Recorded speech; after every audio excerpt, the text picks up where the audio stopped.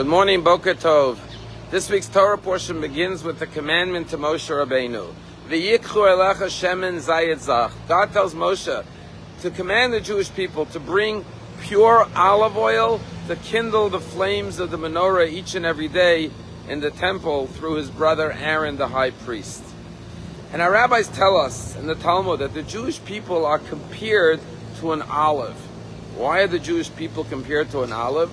And so three of the reasons given in the Talmud are as follows. The first reason is because an olive, the more you press it, the more oil it produces. So too with the Jewish people. The Jewish people have been oppressed for thousands of years.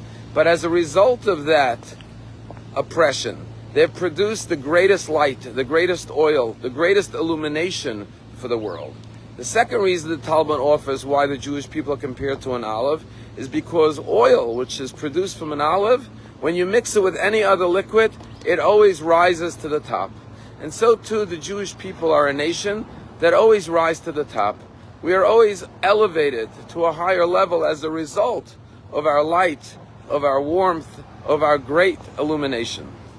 And finally, a third reason given by the Talmud, and that is that when you bite into an olive, at first the taste is bitter, but ultimately it becomes sweet.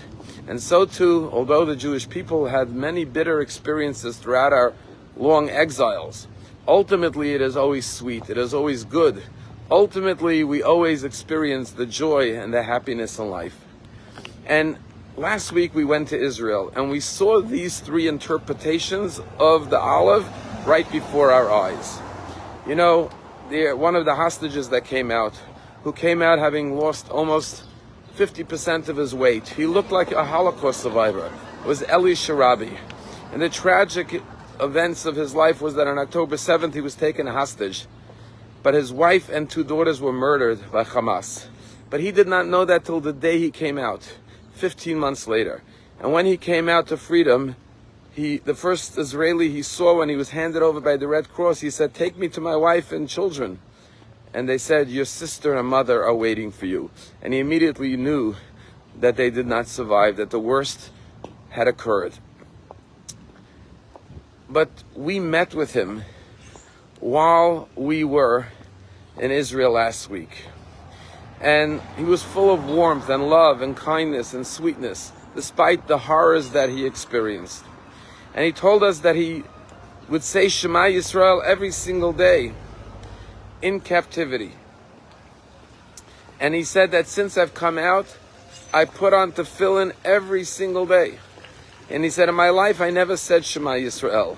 But he said, I felt that God was watching over me. That's what gave me the strength to survive, that God was with me in the tunnels. And then he went on to say to us that the most important thing for the Jewish people is to be united. Because he said, Zeh koach shalanu, this is our strength. And he says, we are an amazing nation, but only when we are united and we are as one.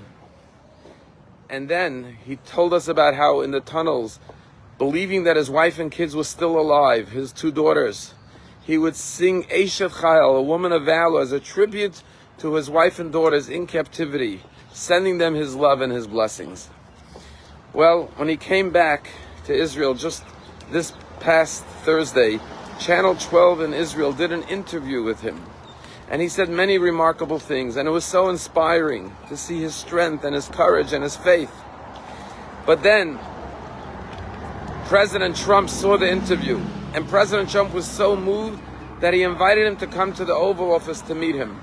And on Tuesday, he will be with President Trump, which will highlight to the world the fate and the plight of all the hostages, both those who are freed and those who still need to come home very soon.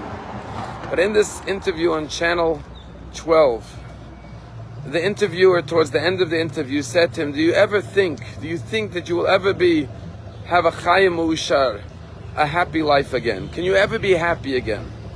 And without a moment's hesitation, he looked at the woman interviewing him and he said, Betach, absolutely.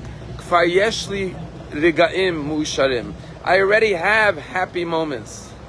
And after having described the excruciating pain of the hunger for 15 months that he experienced, He says, when I open up a refrigerator and I see a full refrigerator and I can choose anything I want, and I take a fruit and I take a piece of cheese and I take water, he says, that's happiness for me. I will never open a refrigerator door the same way again. And he said, when I think about the fact that I was blessed to be married to my wonderful wife for 30 years and have the most of wonderful, amazing daughters, I feel happiness. He says, when I think about the fact that I came home to a family, to a sister, to a mother, to other family members, that gives me happiness as well. He says, when I think about the fact that I survived 15 months in captivity, I feel moments of happiness.